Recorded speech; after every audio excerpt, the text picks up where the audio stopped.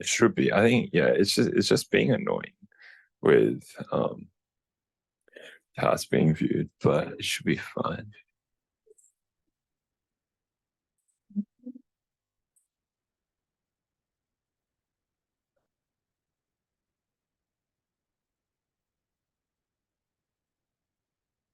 Oh,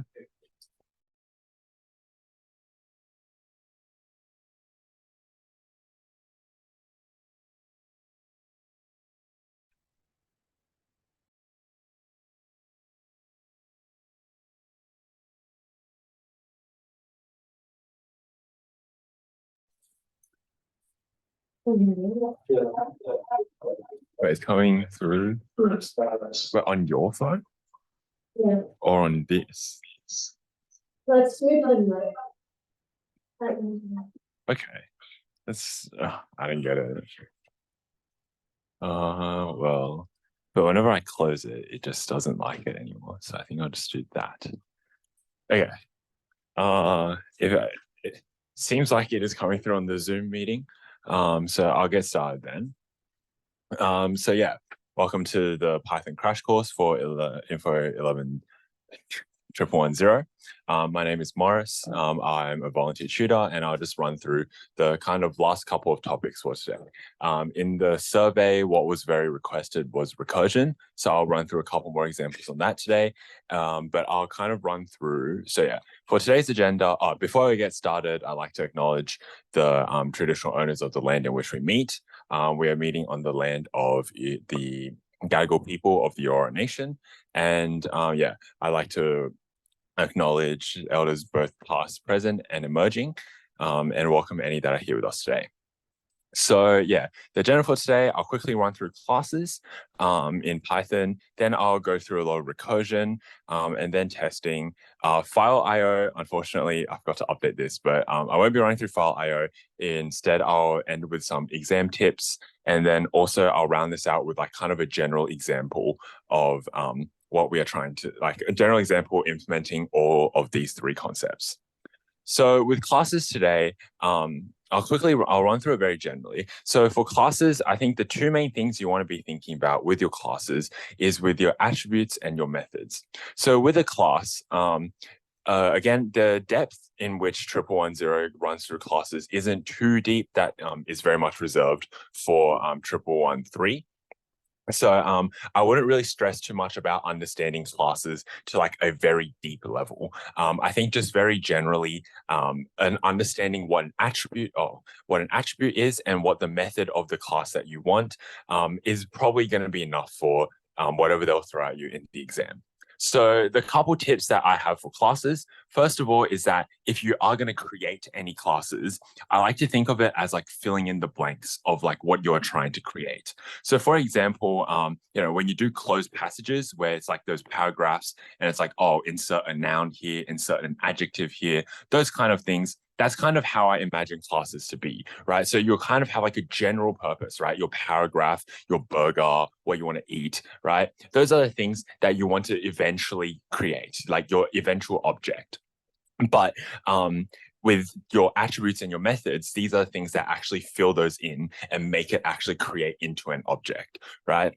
And why I say it is really crucial is that with classes in Python, the core thing is that they you have to declare them at the start, right? So when you create your classes, you need to have your init function. So the init function essentially is what creates your class and sets it up from the start, and what you do whenever you like actually call it in the when you create it. So why I say this is crucial is that before you actually create your class, or as you are creating your class at the start, you need to already know what you want, right? And then I think this is very convenient, especially when you're in an exam, when you're in that time pressure. You want to, when you start like with your classes, you want to have a clear idea of what you want that class to do. And kind of segueing from that, I think when you actually have a class, you don't want to overload it, right? So, and why I say this is because it will make it very confusing, right? So if you are creating different classes, like I think it is much better practice as well to create a lot of different classes with like very clear understanding of what those classes need to do, right? So I just have an example here, right? Think about like a cat. A cat doesn't need like it just eats, sleeps, and then it maybe moves, right? Maybe. But that's all it really needs to do. You don't need to make it swim, right? You don't need to like, especially when you're just like creating like a simple instance, right? It doesn't need to swim. It doesn't need to climb walls, right? It doesn't need to cook, right? It doesn't need to do a lot of things. Just like, so when you are establishing your classes and your objects, be very clear about what it needs to do. Now, I just have a, okay. Okay, I stopped on my slide, sorry. But I have this little code snippet here, right? And it has here like an example class, right? So I think this goes into my third point, and it's something that you might want to take a little bit of like care on. I'm not too sure how this is going to be marked, especially since the exam I did, it was like a coding exam online, but I'm pretty sure you guys are going to be doing a pen and paper exam, right? So I'm not too sure how they're going to necessarily, like how strict they are going to be with syntax or what necessarily they'll be marking. But I think one thing is that, especially in Python, is to be very careful about the type of copying you do, right? There's like the way Python handles copying classes is like a little bit, like sometimes you might run into a little bit of an issue, right? So let's look at this code snippet here. So I'm setting up my class called, I just calling it example class. So I have my init function. It'll output to it doesn't really have an output. And I just say, so whenever I initialize my class, I just feed in an argument A, right? And then I have a method that is to print A, and then it just prints the its own kind of like the variable inside here, right? So now I've got my main line here, and then I'm going to say, okay, so I'm going to create a object called A, and then it's just going to be the example class with A. So a.print thing. So does anyone have an idea of what will happen at this point in the program? It's very straightforward. Yeah, so it'll just like, because we initialized it with the string A, it'll just print A into the command line, right? So let's say I have a variable B and I say B equals A. What will happen when I do b.print thing? Yeah. So how Python works is that when you reference a class, it actually references the same object in memory, right? So when I created example class earlier, it will store that in memory, and then it'll store the reference A to it. But when I say B equals A in that line there, it actually just it doesn't actually reference the variable A, it references the class A. So they both share the same reference to example class initialized with A, but one is just variable B and one is just variable A, right? So that's something to keep in mind, because it did stuff up some people. When I was at help desk earlier this semester, there were some people with problems about like their classes returning the wrong values. And this was something that did happen, right? So it was just like assigning variables to different classes and then not really recognizing that they're actually all referencing the same class, right? So that is something to be very aware of. There is stuff like deep copy and copy. So then if you want to do your own research, maybe I'm not too, but but the kind of overview of this is just like it will change how your variable references it. So if I did, for example, B equals a.copy, it'll create an object instance, but that's separate from example class A, but it'll create an object kind of based on this. It's a little bit convoluted, but yeah, it's not something that you guys really need to worry about. I'm pretty sure they don't really I don't think they even teach like .copy or .deep copy. So it's it's completely fine. But if you want to do your own research and like kind of clarify what all this like class things mean, then it should be fine. So yeah, do we have any questions about classes just in general? Yeah, they are introduced very late, and like there's not really a focus on them, but it is good to know because it will definitely be tested in the exam. So I'll just check. There's been a chat notification. Will we be able to watch the record? Yeah, so this is being recorded, and we'll put the links up on our socials afterwards when it's been uploaded to like YouTube or somewhere. I hope that answers the question. Yeah. So yeah, because I stuffed up my slides, we're going to go back. So recursion. Recursion is something that was highly requested, and I'll just quickly run through what a recursion is. So with recursion, the two things that you really want to focus on is your base case, right? So your base case is the core of your recursion. So it is what your recursion is going to eventually start from. So I think this approach is like called bottom up method. Excuse me.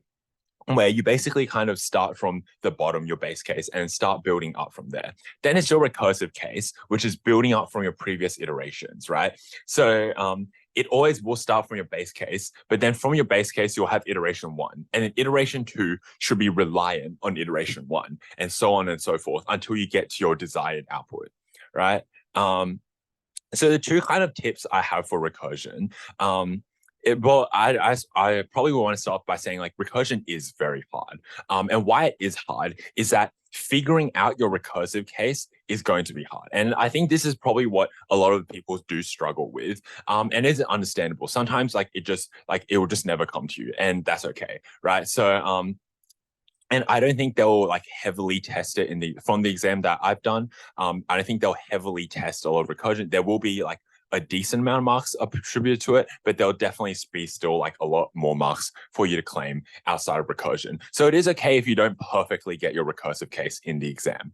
But I do think that the couple tips I have, you always want to plan from your base case, right? So you want to set up your base case in a way where you will be like, because like if you really consider it, your base case will always occur, right? It's the thing that like starts off your entire recursive process. So you always do want to plan from your base case and see how the rest of your program will be affected.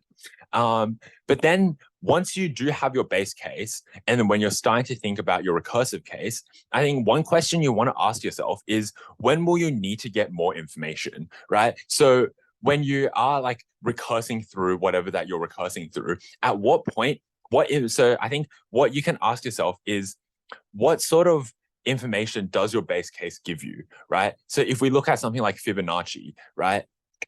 Your base cases, which is going to be 1, right? So your first 2 cases, so your base case in Fibonacci is going to be 2 different cases, one like your first one and then your second one, right? What kind of information can you get from there, right? So what kind of information do you have from your base cases that you want to build up on, right? And then I think a bonus idea is, when will you want to stop finding out more information, right? So once you do recurse up to some level, what's the information that you actually need? And then what's the information that you want to build off of? But then also like, when you do stop, what is causing you to stop? Right? What sort of things will you want to consider so that you know when to stop, or like what's the kind of breakpoint of your recursion, right? So if it's how many iterations you've done, then you obviously want to keep a counter that you want to do. Or if it's some sort of like result, then you want to find a way to like verify that result, right? Yeah, I think this will make more sense when we do go into our examples. Around 3 examples for recursion today because it was heavily requested. But the last kind of point I have for recursion here is that think about an iterative equivalent, right? So for every for loop, you can like every loop kind of process, you can do it in a recursion. So those two are very interchangeable, right? So if you are struggling to think about, what sort of information you want from your recursion, you can start to think about it perhaps in like a iterative equivalent, right? So let's say that instead of a recursion, you're doing like a loop, right? What sort of information would you want to use such that in your loop sequence, you would be able to save like a lot of things. So for example, like I said, with Fibonacci, if it is that you want to reach like a certain level of Fibonacci, then you would obviously want a variable outside of the loop to keep counting what iteration you're on. And then I'm converting that to a recursive instance, you'll say, okay, every time I do a recursive instance, I want to return that variable, right? So it's kind of figuring out, okay, if I was to do this in a loop, where would I put my information? What information do I need to perhaps keep constant? What information do I have to use like reliant on the past iteration? So it's like, it is a lot of thinking, right? And I understand that like perhaps in an exam, you're like, there's a lot of stuff you need to manage. You might not be able to think of all this. So yeah, I'll go into this more in exam tips, but I do recommend just like calming down, right? The exam is very long. You're like, and the actual writing that you'll need to do probably will not be too long. So there is a lot of time to sit, like, just like hold back and think just for a little bit what you'll need to do, right? So that's kind of the recursion part for today. And on to the last thing for testing, right? So testing is also very like introduced, but it is also something that would be yeah, I'm not too sure how they would actually want you, how they'll examine testing in pen and paper exam, but yeah. So for testing, the 3 cases that you would really want to cover are your positive cases, your negative cases, and your edge cases. So for your positive cases, this is testing the program is working as intended. So this is completely normal inputs. These are completely normal outputs. These is just making sure that you don't have any logic errors, that your average use case is fine, right? I think this is pretty straightforward. With negative cases is how the program handles wrong or negative inputs, right? So if it's handling an input correctly, so completely on how you want it to handle it. For example, if you're printing out an error message or if you're completely ignoring it, how the program actually does handle these things is very important. So to test, mostly because yeah, you're obviously going to get negative inputs a lot. Edge cases are ones that like, this is probably the one that'll probably trip a lot of people up. So edge cases are cases that aren't very common, but still very possible, right? And this is just like really breaking the code in ways that like you probably won't normally get in your use cases, right? So like if it's usually these look like very big inputs. So for example, if it's a string, if you like put in lots of lines, lots of paragraphs, like if you just like completely just like slam your keyboard, how does your program handle that? If your program needs to, for example, split your what is it? Yeah, split the string into different parts, for example, or like split it by a space, split it in different ways. How does it do it if there's nothing to split? How does it do it if there's too many things to split? How does it do it if each split isn't going to split like correctly? But also another thing, another very common edge case is different variable types. So if your program is expecting a string, a character, but then you input an integer, or vice versa, right? So if you input an integer, if you input a word when it's expecting an integer, how does it handle it, right? And there's going to be like type errors. There's going to be different ways you can handle it, but I'll run through that when I run through our example.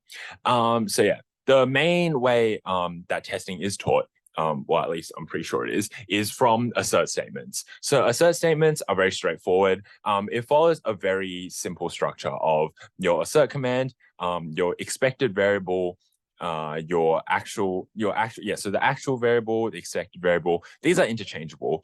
So yeah, basically your comparison and then a message for when it fails the assert statement.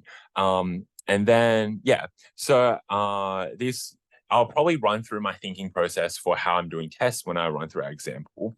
Yeah. Speaking of example, I think we can get into that now. If there are any questions, feel free to ask during this time. I'll just quickly transition into making our example today.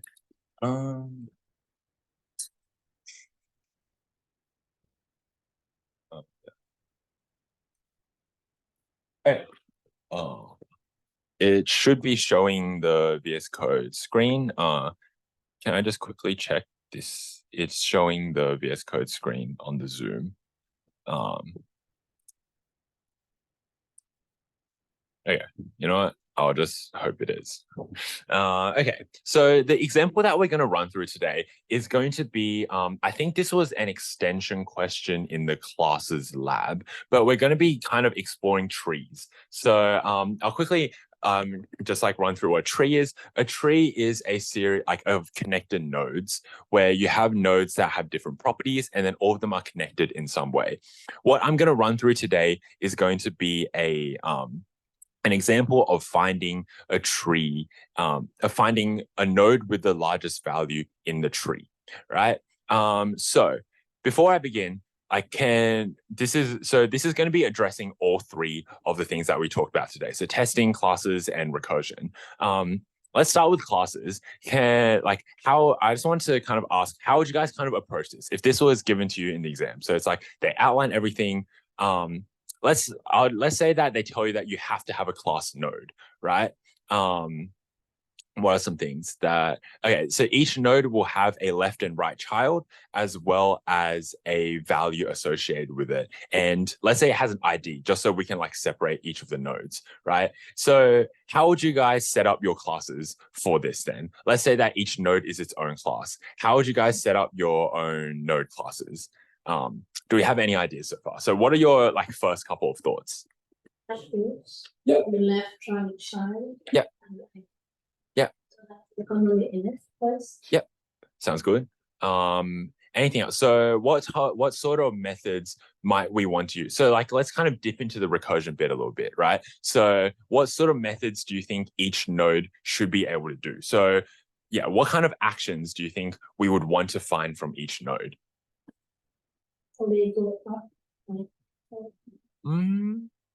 Yeah. Maybe not explicitly like a method that for it to go up, but I like the thinking. I think you're on the right track here, especially with the recursion. But it's very straightforward, right? So obviously you have your getters and setters, but wait, let me check. Maybe you don't actually. Let me check. Okay, yeah. Let me check. Yeah, okay, wait. You actually don't need that much for the methods, actually.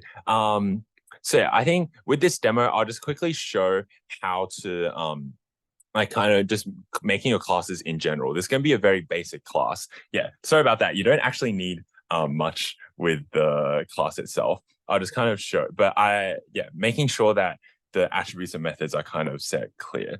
Yeah, so I'll just get coding. So just make a new one. Let's call this true node.py. So have your class. No, let's get these out of the way. So you have your class called, let's just call it node. So yeah, into your init function. So with this, like the student said, we will have our own variables. So the variables that you want is your left. Let's just assume it's none, right?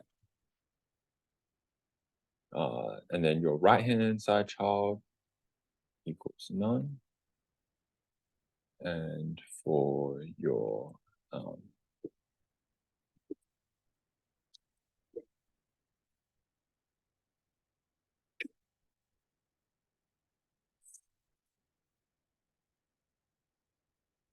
yeah.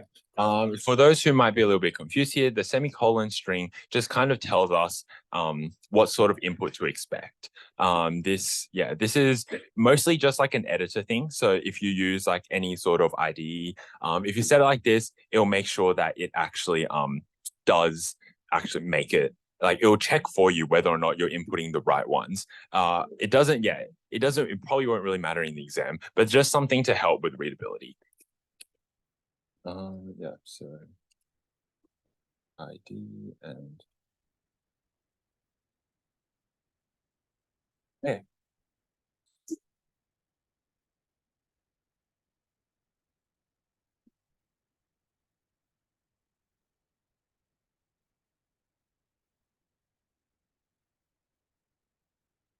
Okay, so for good object-oriented practice, you should have getters and setters for most of the variables that you do want, right? Obviously, this is a very simple example, so I don't think we'll have many methods aside from the getters and setters. But yeah, so I'll just do a couple of the ones that I think we will need. So yeah, let me just get to that.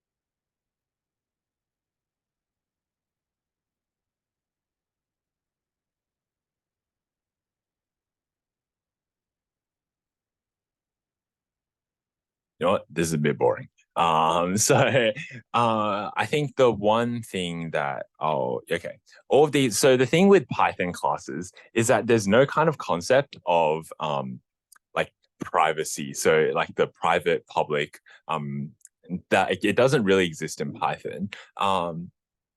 Wait, there's static in Python. Oh no, is there static in Python? I don't think so. I don't think you'll be tested on it anyway. But yeah, sorry about that. Okay. So the one thing I do want to kind of look over though is set value, right? Because when we do our testing, it'll probably be much more convenient to look at set value. So I'll just quickly write up a set value and kind of explain why I'm writing it in a way.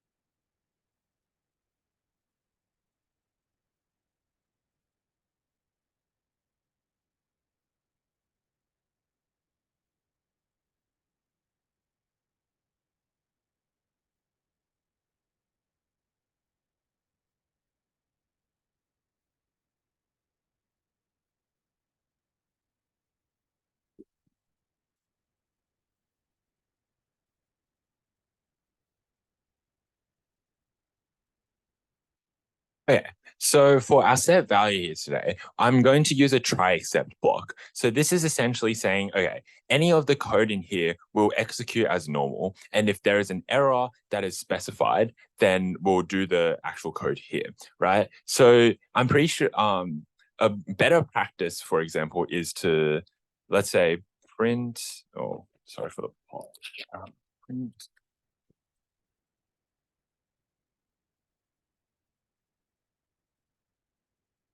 Yeah, I think this is probably a better way to error check. But then it's to say, okay, so for our new value, let's try and make it into an integer, right? Because and then if it is an integer, then we just set it as our new value. And then if it does, so if it's not an integer, it will raise a type error here. And then now we know that like, okay, it is not an integer value. So it will tell, the program itself will tell us and it won't crash. So yeah, that's much better than your program crashing and then you're not getting any information. And then you're not being able to run the rest of your program. So that's kind of what our node will look like. So let's look at the recursion here, right?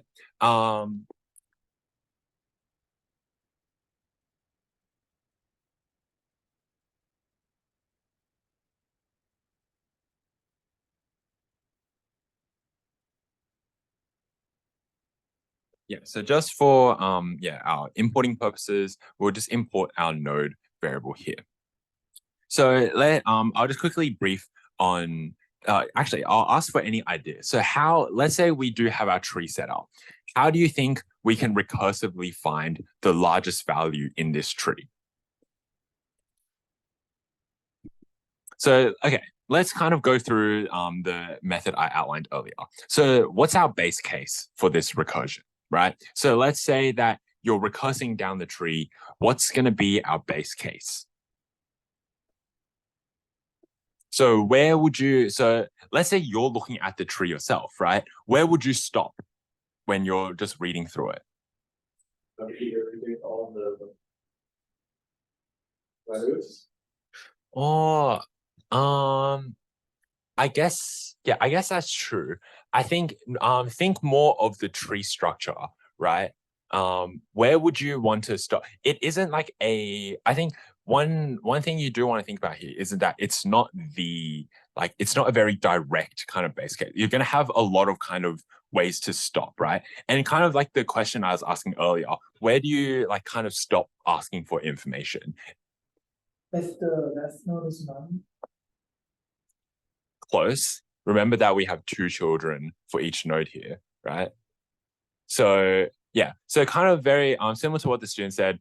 It is when we have no children, right? So if we have no children, we assume that we've hit a leaf. The terminology is a leaf of the tree, right? So we've hit the bottom of the tree. So then yeah, we've hit the bottom of this part of the tree, right? So that's going to be our base case, where you're at the bottom of your tree and you can only go up, right? So let's kind of define that.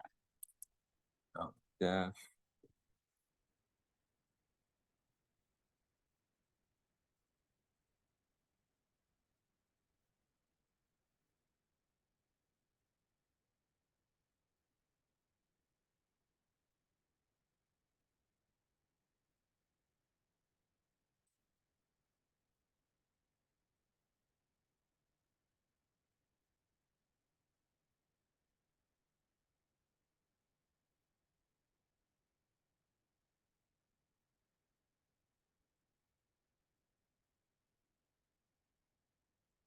An observation here is that when we created our node, this is part, yeah, I think this is part of like thinking about your class, right? So we can assume that by default, we're not going to have any children. And this is just I think I did that in advance, but it's just a way to think about, okay, when you're implementing what sort of information that you'd want in your class, right?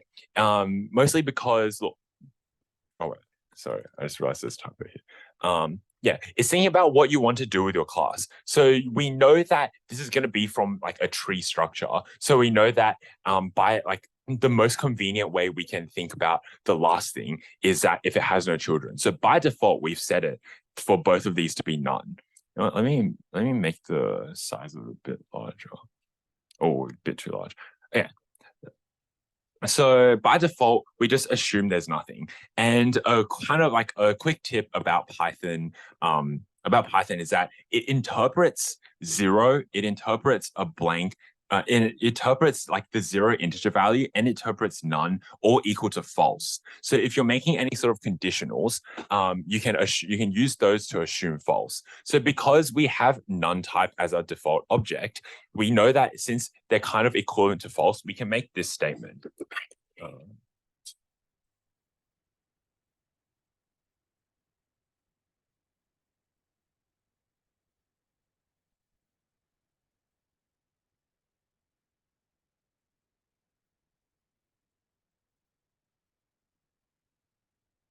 Okay, so this is going to be our base case, right? So this is assuming that the node that we passed into find largest. So in this case, in the recursive case for this function, there is nothing, there's no children, right? So we assume that when this is called, from an iteration above it, that it will just want that child value then, right? So then we just return the node itself.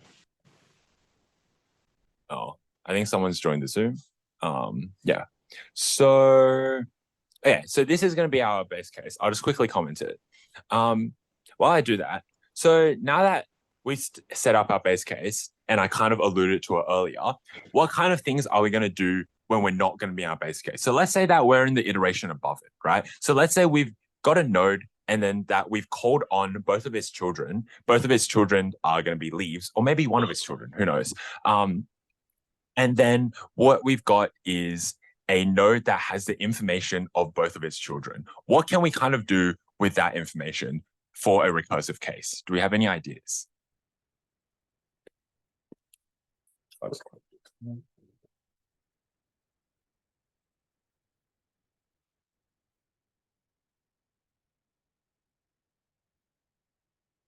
Remember that we're trying to find the largest value here, right? And I'll kind of hint at it a little bit. Essentially, let's think about the iteration above the base case. So we've got a node that has the value of both of its children. So we've got three values there essentially, right? We've got the value of the node itself, and we've got the value of its two children, right? So what can we do? What information can we kind of allude to when we're trying to find the largest value? So we have three values. So what we can essentially do is return the largest value, right? Because, return the node with the largest value, because the way I'm going to approach this is that we just want the node itself. So we can just return the node with the largest value, since we, within the scope of that recursive case, it's got the information of its two children, right? So I'll just quickly code up what that would look like. But if there's any questions, please let me know while I do this.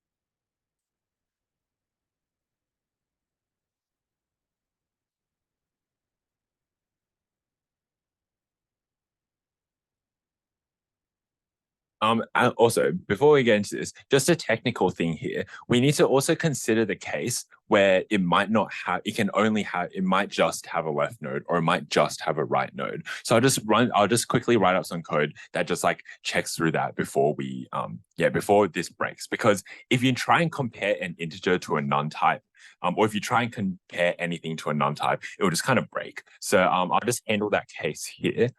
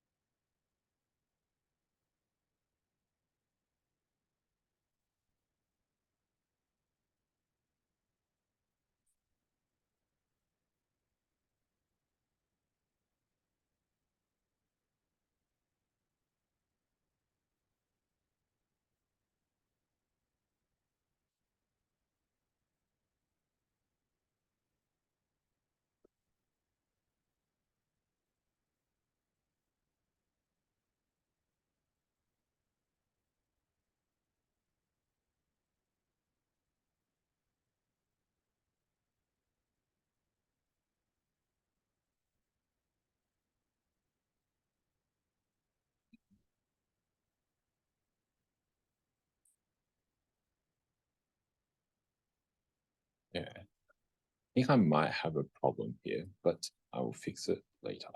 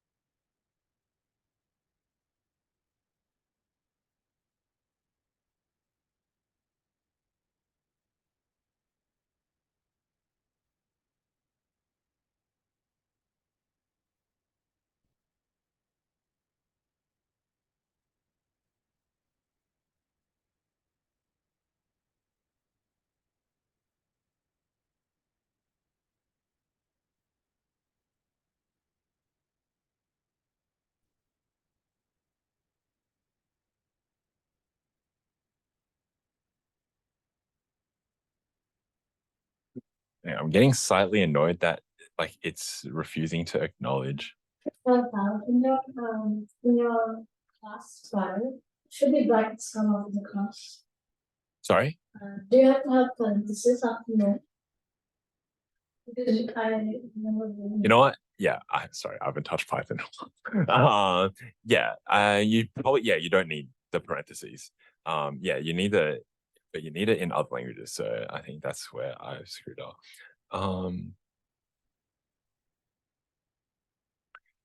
Actually, let me check. I have something maybe a bit wrong here. Because you said there's none. Oh, yeah. Thanks for pointing that out. Yeah. So by default, they're not. Oh, actually. Okay. Oh, actually, it shouldn't get to this. I use getters and setters for my. No, I think I'll just copy in my.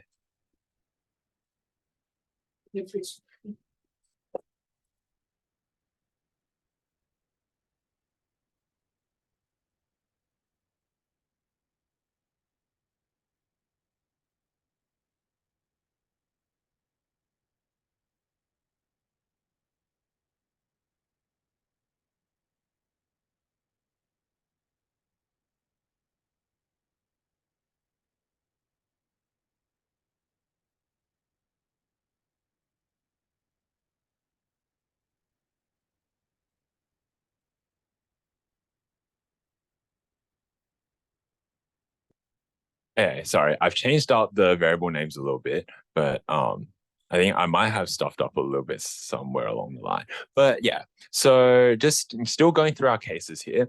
I think an observation we can make here is that when we've done this first line, we've kind of assumed the case where the node itself has the largest value. But if this isn't true, then I think we can assume then that the node has some value less than what is like the left-hand side or the right-hand side, which means that actually, so you don't need to think about it from then on. So when we do, the only comparison we need to do here is this, right? So if the left-hand side is, but then I'll just quickly do this here. So in the case where this is also thinking about like a little bit further in, there's likely going to be a case where you have equal values, right? So then let's just do a rule where we prioritize the node itself, then the left-hand side, then the right-hand side. So yeah, if the left-hand side is greater than or equal to the right-hand side, we'd want to return or our final case, it still doesn't like it. Wait. Oh, okay, who knows?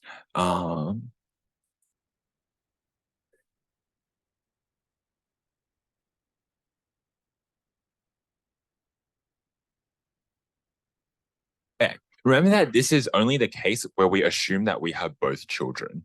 So then let's kind of run through the kind of it'll be a little bit repetitive, but let's just assume we only have the left-hand side, right? So this would look like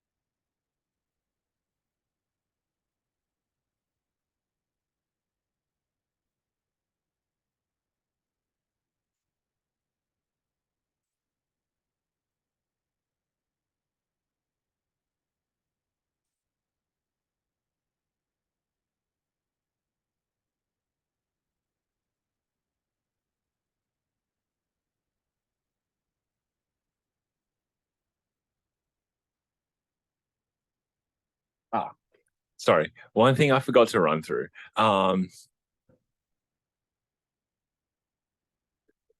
Yeah, so actually, one thing I forgot to run through is that I already called the recursive case earlier, right? So what I'm assuming here is that for any node that we're looking for in the tree, you can assume, like once we run, assuming that our algorithm is correct, when you run it on, let's say you have your tree at your very root, right? If you run it on the left-hand side child, it'll keep recursing down and it'll just like keep finding the largest of the subtrees on the left-hand side, right? And then for any, like, let's say you're back at your root and you run it on a right-hand side child, it would find the largest on your right-hand side, right? So then even when you go down to like your base case level, where let's say it's just one node with two children, if you find the largest on your left-hand side, you find the largest on your right-hand side, then you do comparisons and then you return it at that node, it will for like the subtree of that node, it will find the largest, right? So it's kind of thinking, it's kind of like, okay, the information that you want is going to be on your right hand side and on your left hand side, right? Yeah. So just something to think about. It's not something to think about. Like that's how I've approached this recursion. Anyway, so let's just go back to our different cases.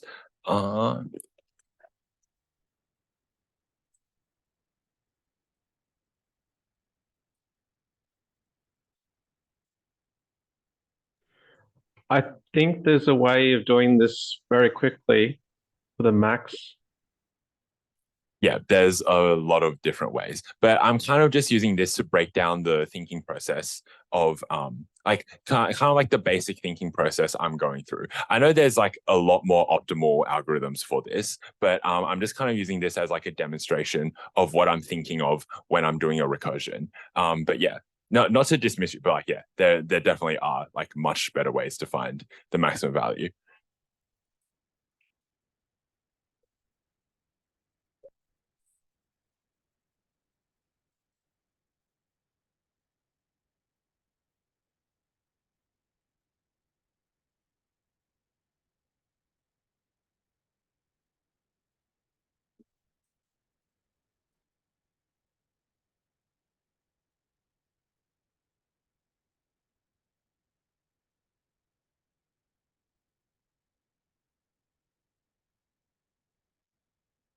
Yeah. Okay. So we've pretty much covered most of the cases that we want, right? So the cases where you don't have children, the cases where we have both children, a left-hand side child, and I've got here a right-hand side child.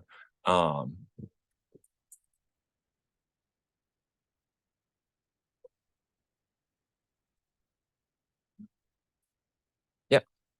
So this is kind of the recursion that we're going for, right? So let me just break this back down. Yeah, so kind of what I was thinking throughout the recursion. So thinking about our base case is going to, so yeah, we at the start, the recursive, yeah, so the base case would be when we don't have any children. We've hit the bottom node, right? And then we go back up to our higher case. So that node would want to compare its own children and then return its largest value. And once you build this up on a tree structure, then you'll eventually find the largest value within that tree, within the whole tree, right? So let's test this. Let's test if this actually works. Maybe this doesn't work, but hopefully it does. So let's kind of look at the cases that we were talking about before. So your positive case, your negative case, and your positive case, negative, and a kind of edge case. So yeah.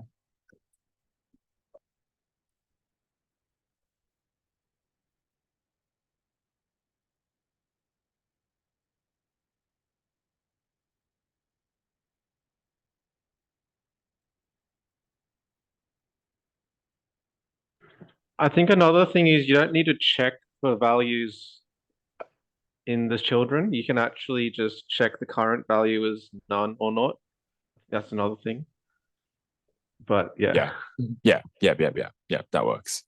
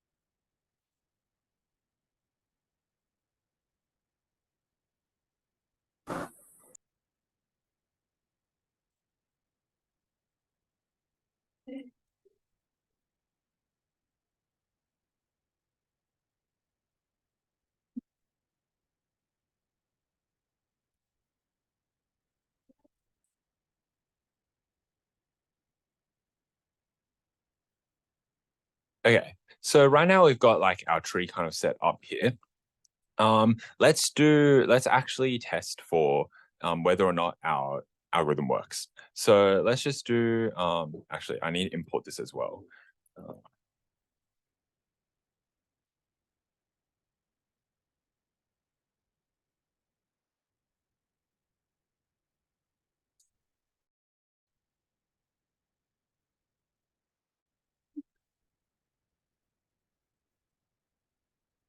So can anyone kind of maybe set up our assert statement here?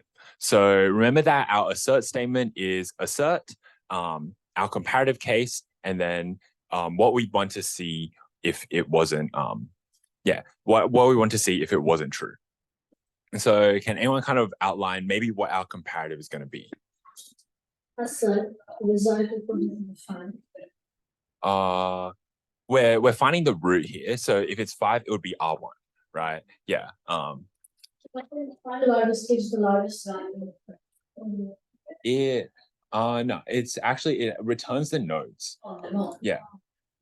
So yeah, a bit unclear on my part, but actually, yeah, actually it's part of it. Was actually a design from me, because when I was making this, definitely not last night, like thinking about it in maybe like an exam point of view as well, remember that the information you want actually can be carried in the node, right? So the information that you carry, I think it's very convenient to set it up so that it is carried in the node. Obviously, like another student said, there are much faster ways to do this. But if you think about each recursive case, right, you want to be looking at the node and the results that it gets from its children. So you'd actually, so yeah, that's why and also another thing recursion is that, yeah, the things that your recursive case is returning the same thing like the same kind of structure of information every time, right? So it would be returning the node every time, because like that's what you've inserted in at the start. So that's just something to think about.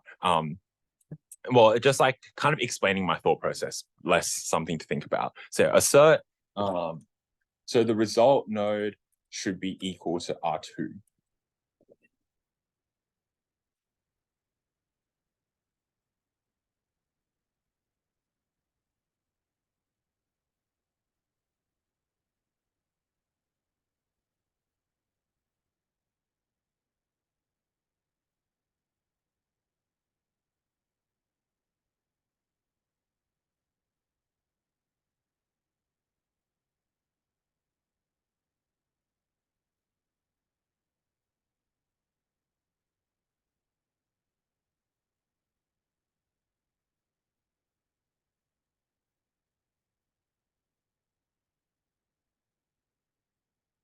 Hey, let's run this. Hopefully it works. Okay, so it wasn't identified as largest. Great. So our algorithm doesn't work. Oh, wait, because R2 isn't the largest. It's R1. Never mind. So, yeah, so test 1 passed. Yay. Okay, so that's our positive case, right? Let's consider a negative case of our of this thing. So remember that earlier on, I set up a set value. Function. So this essentially changes the value of the one that you initialized it with. I've got here that if it runs into an error with what the value has been set, then it'll just pass. So it'll just stick with what it was set up with, right? So let's see if this actually catches that successfully. So I'll just make a test case. So the way I'm going to test this is a negative test case where I say, okay, I'm going to change it into a string and see what's going to happen. Okay. So let's just use the same sort of tree we've set up, and then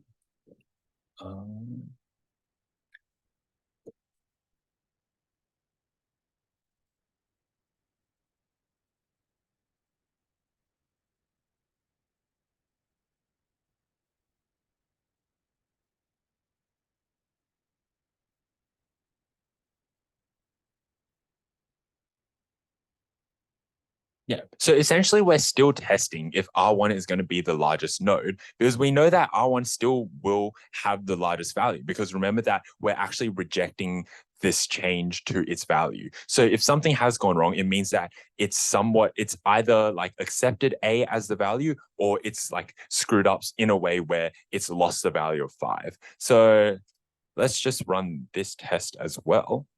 See if it is able to pick up on this. Okay, so we passed our second case. So yeah, so it shows, so yeah, this is a negative case of what this would be. I had another positive test case prepared because I think the edge cases for this is probably very straightforward. But actually, let's see our positive case of whether or not, I don't know, do you guys want to see another positive case? Yeah? Okay. you know what, I'll go into the next recursion thing now, but hopefully that kind of shows all of these being linked together, right? So we have our recursive process here. I kind of go through what I'm thinking of. Obviously, yeah, like pointed out, it's not the most efficient way to do it. There's obviously many optimizations, but this is kind of what I'll be thinking in exam, right? Thinking about all the cases that I probably would have, thinking about what I'm actually trying to achieve in each recursive step, working off of my base case, thinking about like kind of visualizing it from that level. And then, yeah. And with the class, it's very simple. It's like what I want the class to do. Obviously, you might get some more complex classes in the exam, but I think all of this kind of just boils down to how you want your class set up. And then this one's very straightforward. It's just really just working with these values, but and then maybe like have some special one here, but the classes in, yeah, again, the reason I'm not really going into like a really deep level class is that, excuse me, yeah, the reason I'm not really is because 1.0 isn't about classes, it's about like processes. So it's very likely you'll probably get some predefined ones. I'll run through some exam tips, and then I'll stop the recording, and then I'll run through some more recursive cases. Oh, actually, I'll run through one recursive case on recording. So yeah, let me just go back to the exam tips.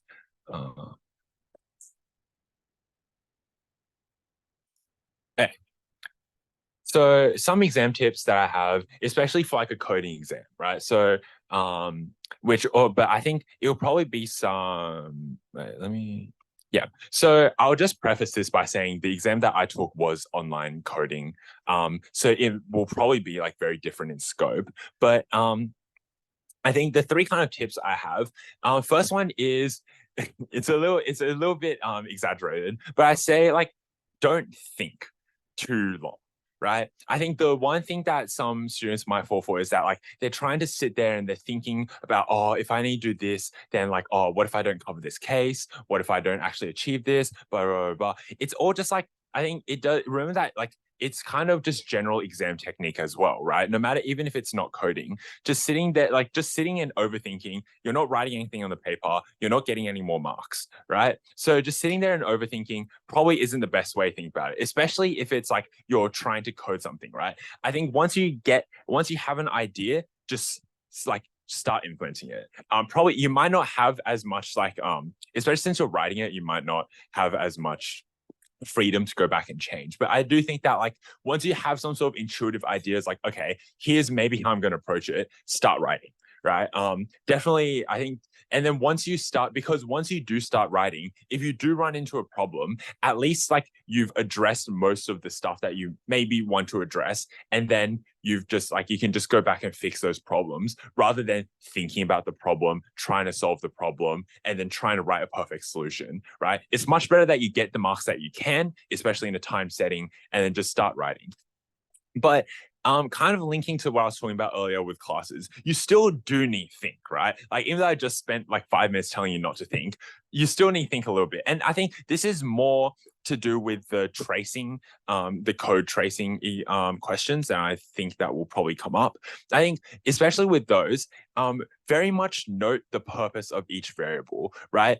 I don't think they're going to give you code that like has dummy variables that like aren't used. So note that like the name of each variable, where it is used, the context it is used, the method that it is used from, and like overall just look at the method, see how it changes each variable, see how it kind of like interacts with everything, right? And just stop and like, because if you only brute force kind of going through the program like step by step, line by line, that doesn't get you anything, right? Because the program overall is trying to do something. So you want to be thinking about the program overall, right? So analyzing each method, analyzing kind of what it does to the variables definitely will help you with those tracing exams.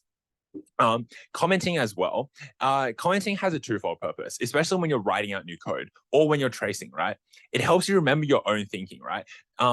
Because I highly doubt that like Actually, I can't really say, but for me personally, I would kind of like bounce from question to question, right? So if I'm getting too stuck at one question, if I'm starting to catch myself like overthinking about a question, I just move on to another one, right? And then just like try and break out of that space. But then when I come back to that original question, I just like kind of be confused about like the code I was writing like 5 minutes ago, right? So it helps you save your own time trying to trace back your own code. But then it also helps the marker get your approach. Remember that like these markers, they're reading through like hundreds of solutions that are all coded like slightly differently with like each person's own style, with each person's own variable names.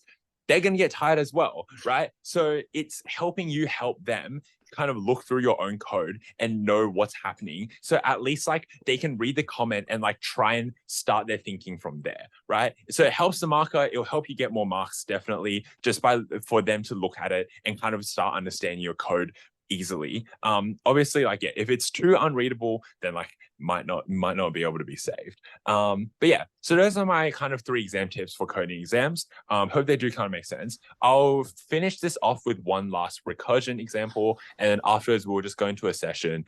I will put up one like pretty hard recursive question for you guys to maybe look at and work on. And then, but yeah, that won't be recorded. So yeah, I'll quickly run through this last example then. Let me just pull that up.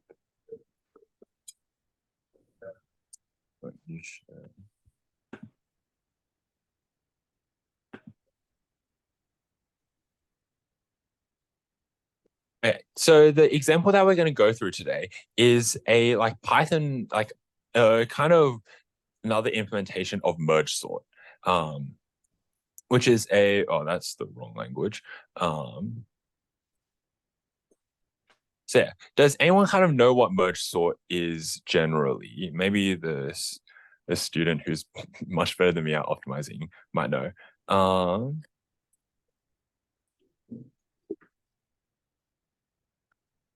Someone's Basically, you divide and conquer the list, the sublist until it's one element, and then rejoin the list together.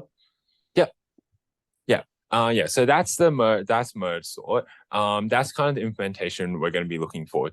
Yeah, the implementation we're looking for. Off of that, can we kind of like explore perhaps what the recursive processes might be? So it was kind of alluded to by the student's answer, but I'd like to see if someone else can kind of look at what sort of the recursion would look like. Yeah. So just kind of repeating what the student said, it's that we have a list of integers, right? So each integer, they're in a different, it's all scrambled, and we want to sort it in the ascending value, right? So the student alluded to it a bit earlier, but kind of what we're approaching it in a way where it's divide and conquer, where we divide the array down into smaller arrays and we approach it from there. So that dividing process is part of the recursion, but considering that, maybe I'll just ask a more guiding question. What would our base case be? An empty list. Perhaps not, because remember that we're just only breaking it down into smaller lists, right? We're not removing anything. So we're just reducing the scope each time. So our base case isn't necessarily an empty list. But yeah, it's just very close though. One element.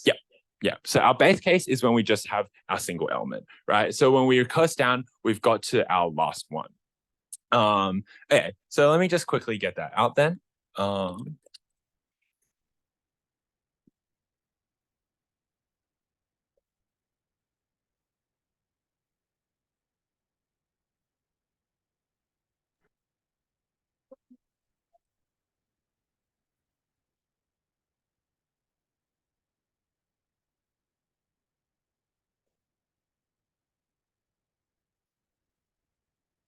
Let me just make sure I know what I'm doing. Yeah.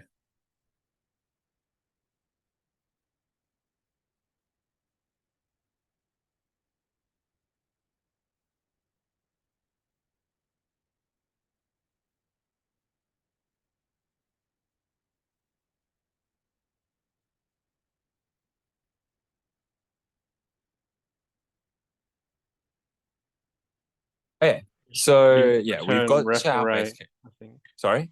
Should be return ref array. Oh, think. yeah. Thanks. Thank you. Yeah. So yeah, thanks. Okay, so now with our reference, so now that we've got our base case, how would we kind of explore each one? So we've broken down into our base case. I'll just kind of fill in some more blanks here, and so let me add in a couple more lines and then see if you guys can kind of click.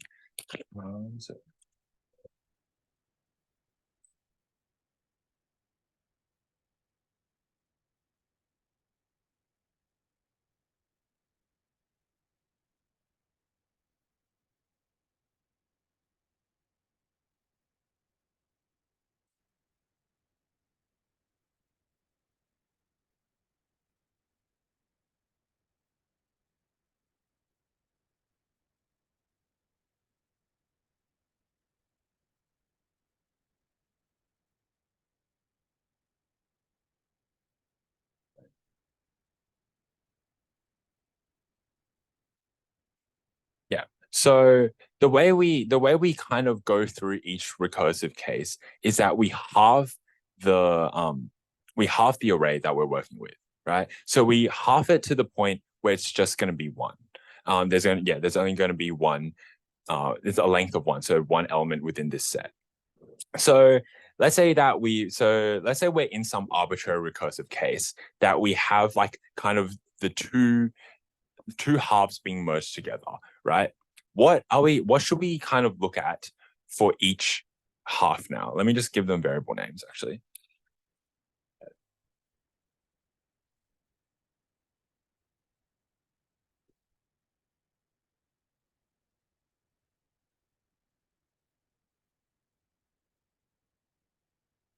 Okay. So we've got our left-hand side array and we've got our right-hand side array.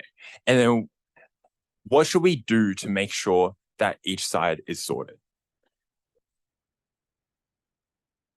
And remember that at the end of each recursive case, from this, I think we can, from this, we want to assume that each side, we're going to end up with an array that's sorted, right? So after each recursive case, we should have we should return a sorted list, right? So what should we do?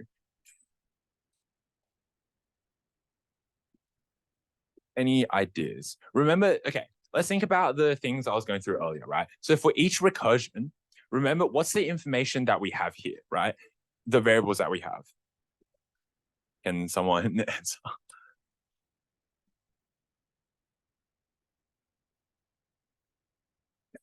Okay, let's just think of our base case, for example. Let's just think one case above from our base case, right? So our base case is when we have an array of length 1. So we've reached a recursive case where our array is length 1, right? So then we go back up one recursive case. So then we can assume then from this that we have a left-hand side array of length 1 and a right-hand side array of length 1, right? So this is the information that we have, right? So one above from our base case. What can we do with this to kind of make it so that we end up returning a sorted array?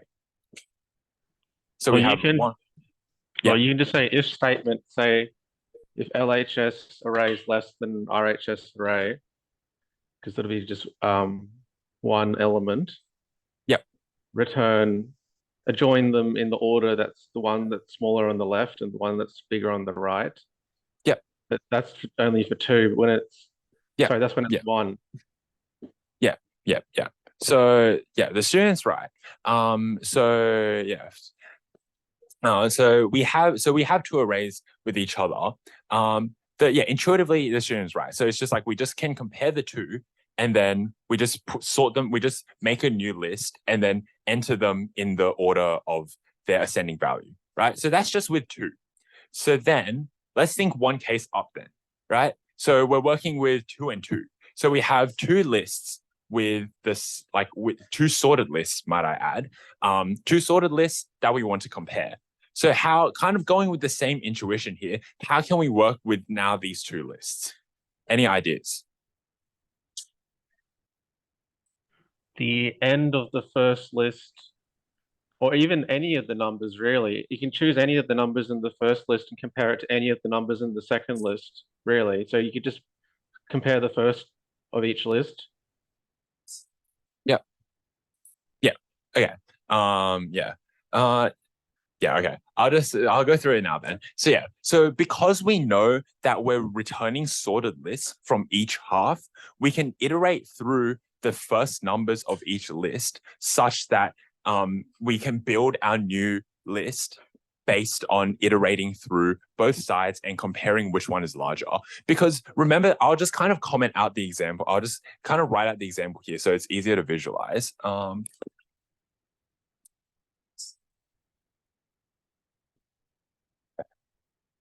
So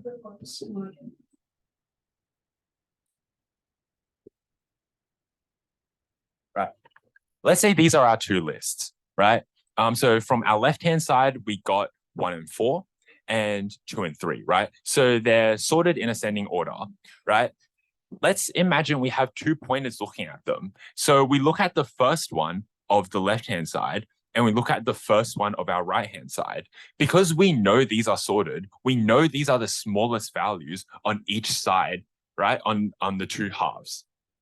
So what this means is that when we do this comparison, we know that we can start building our list with whatever is smallest from these two lists, because we know, like, we've established that the order is going to be sorted, right? So from here, we know that 1 is the smallest because we're comparing 1 and 2. 1 is smaller. So we make our new list of 1, right? And then we move on to our next element. So we don't, I don't know how to stroke, but yeah. So we take 1 and we put it here. Now we're looking at, when we look at our left-hand side, we have the value of 4 and we still have 2 on our right-hand side. So 2 is smaller than 4. So we can move on from 2. We can put it into our new list and then look at the next value of the right-hand side, which is 3. And then 3 is smaller than 4. So we can put in 3 here. And now this is gone. So we can make the code a little bit more intuitive, but essentially we know that the right-hand side is empty now. So we know that every value remaining in our left-hand side is going to be larger. And because we know it's in sorted order, we can just insert it onto the end like this, right? So now we've merged our two halves in a sorted order. Does this make sense to everyone? Yeah. Okay. So yeah, I'll try and code this I'll try and like show this process. Again, for the student in the Zoom, like, this is a very unoptimized version, so please don't bash me. But yeah, this is kind of showing like what it is that we're trying to do in each step, right? Let's take a look at something. Then actually, let's do something like let's say.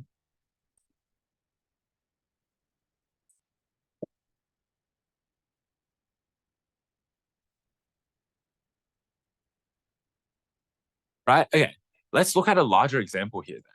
Can someone step me through what we want to do here, right? Very similar to what we were doing earlier. Yeah, so to find the largest, no, we're still trying to sort the list from ascending order, right? So let's say this is our left-hand side and this is our right-hand side. Kind of with the same kind of approach, how would we kind of merge these two lists together? So let's say this is our this is some level in the recursion where we've got these two halves. Like, how does the merge return a list more than length one? Oh, we're assuming, yeah, we'll just wait, sorry. How? It's called merge sort. Yeah. The midpoint keeps on going, right? And then yeah, each is 1, like length is 1. Yeah. Yeah. So where do you get a list of elements? Like, I mean, more than 1. Okay, so let's break down the recursion then, right? So let's say we have some arbitrary, let's say this is our list, right? So what the recursion is doing is that, okay, so this is not our base case, right? So then we split this into 2.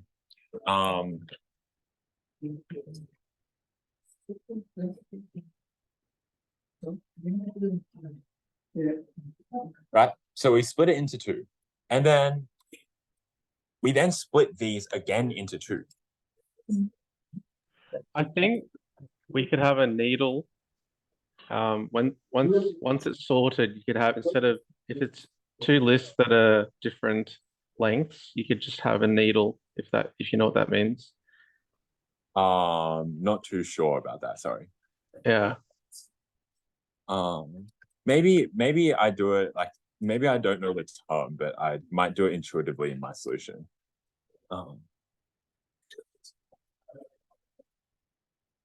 You have two pointers, sort of, like index, yeah. two Okay. indexes, and then if you you increment the index for the for the list you choose.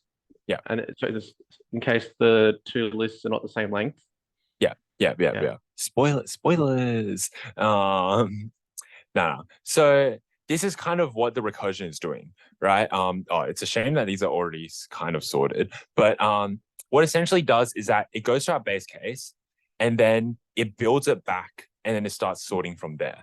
And it'll build up eventually, and it'll eventually build up, because remember that when we half it and then we build it back up, we'll still eventually return a sorted list, right? Because remember that each recursive case, we're making a sorted list based on our input, based on like what was input into our thing. So yeah, so that's what the recursion is doing, right? It is recursing down to our base case and then building it back up. So that's kind of like the information that we have, right? The information that we have is two sorted lists, and we eventually output another sorted list. And then we go back up. Okay, so we've got an output of sorted list. We've got an output of sorted list. That's two sorted lists. Let's merge those together and get another sorted list, right? So yeah, that's does that make sense? Does that answer your question? Yeah, but then even there, you still get only like one. Say again. With these two lines, electricity and electricity. So you get one stored in a list of one stored in electricity and electricity, you get the last one in the business. Sorry, wait, which lines are you looking at? The electricity line 18. 18. 10. Yeah. So when you pass this entire list into it, what actually happens? Will you get a list of one stored in electricity? Pass to you and you put the three. Yeah. Have one at the end. It will recurse down to a base case of 1, and then when you look at the case above it, that case will look at 1 and 2, and then the case above 1 and 2. It's kind of like what I've illustrated here, right? Yeah. So yeah, this is the hard part about recursion, right? The recursive case and what's actually happening. Yeah. So I think once I kind of implement the thing, it will make sense. Okay. So let's set up, like the student said, let's set up 2 pointers, because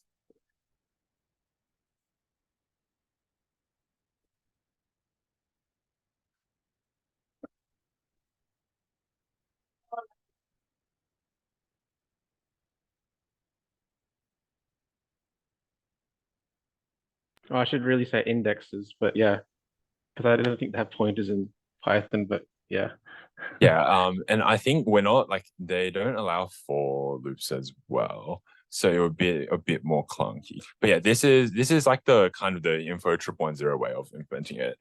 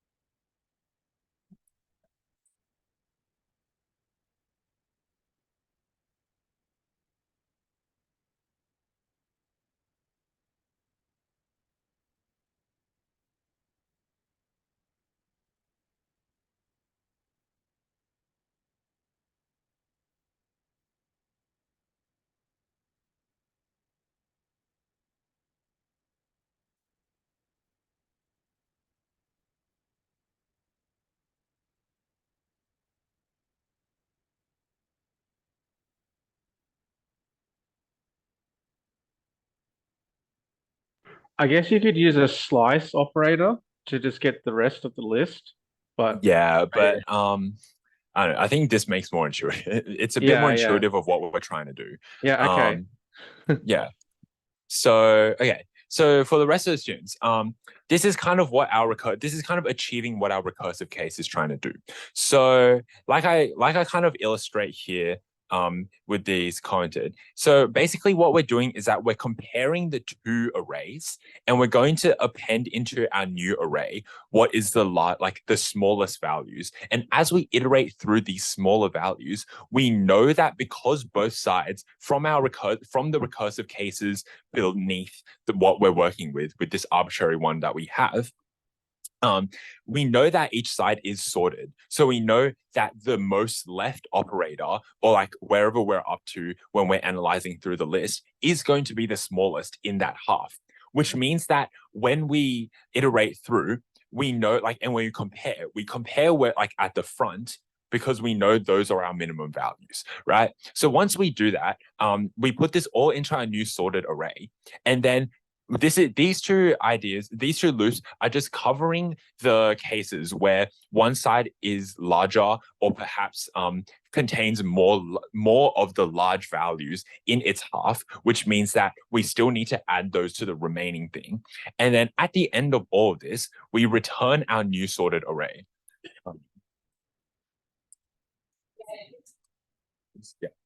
Yeah.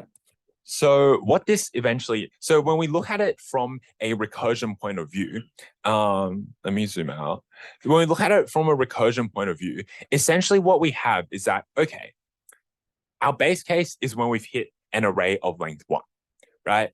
And then for every recursion, we look at our two halves, we merge them into a larger sorted array, and then we return that for it to be analyzed with another half. This will eventually recur to the point where there's no other half left, because we've got from our starting case, we've got our two halves from the whole array, right? So that kind of outlines our recursive process, right? So our base case and our recursive process of returning another sorted list. I think so. What to take away from this example is that for every iteration, what are we trying to do? So now I've outlined the kind of process. What does every time we call merge sort, what are we aiming to do when we pass in a list?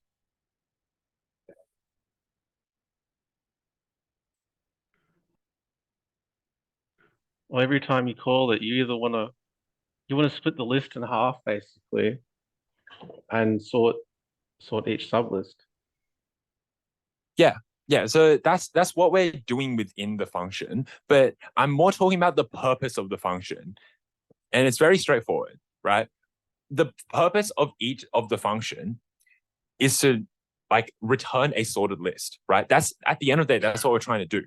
And that's the information that you're using per recursion, right? Remember earlier when I was talking about for each recursion, you want to be looking at what information are you going to get from each recursive case. In this case, every time we call the recursive function, the information that we get at the end is a sorted list, right? So every time, because remember that recursion, you're calling the same function again and again, right? So at the end so you need to be clear when you're coding what the objective of that function is to give you, right? The information that this function eventually gets you. And in this case, it's just a sorted list. What we're actually doing is, the student on Zoom said, we're splitting it in half and then we sort each half, right? So then when we call the recursive function again, we know that the information we want to get is another sorted list. So we sort the half with our own recursive function, and then with that, we can return another sorted list, right? So again, kind of rounding this off with relating it back to the exam and everything. When you make a recursive function, remember what information you have, which in our case is just some array. Remember what information you want to get, which is a sorted array, and then what information you can get from each recursive function. And in this case, it's going to be a sorted half, right? And then the information you can do with that is eventually sort upwards because we know each half is sorted, right?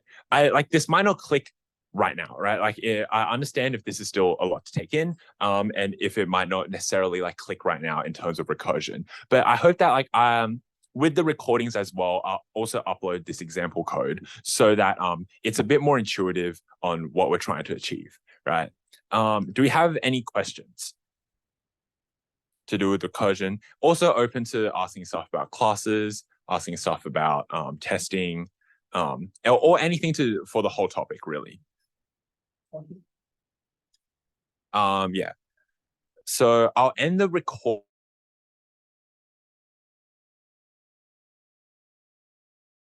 I'll end the Zoom recording now, and